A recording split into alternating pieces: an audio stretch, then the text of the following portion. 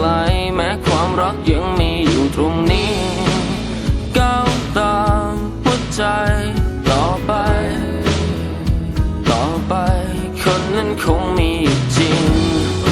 เมื่อคืนวันไม่เป็นยิ่งใจการเดินทางนั้นยังอีกไกลแค่ใช้เวลาไปกับช่วงเวลาที่มีแต่นานรักในชีวิตก็ยังมันแค่เรื่องรอเก็บกระเป๋าเดินทางตามหาเธอ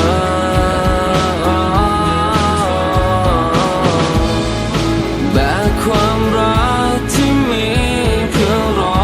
ไว้เป็นบทเพลงที่เพราะที่สุด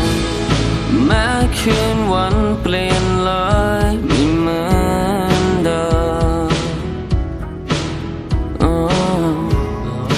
เกี่ยวเรื่องราวน้ำตาเสียไปแต่หัวใจอยู่ข้างในกระเป๋าเดินทางก็ฉันแค่รู้ว่าต้องเดินทางไกลแต่ฉันไม่คิดและไม่เดินตามใคร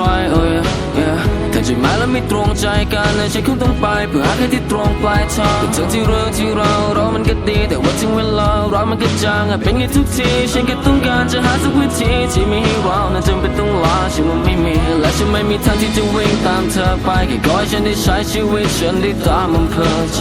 ฉันมีเพลงยังเป็นเพื่อนใจเวลาก็ยังเคลื่อนไหวบทเพลงนี้มันก็ยังดำเนินไป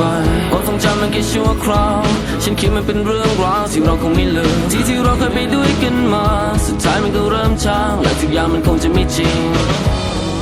เมื่อคืนวันไม่เป็นยิ่งใจการเดินทางนั้นยังอีกไกลแค่ใช้เวลาไปกับช่วงเวลาที่มีแต่นานรักในชี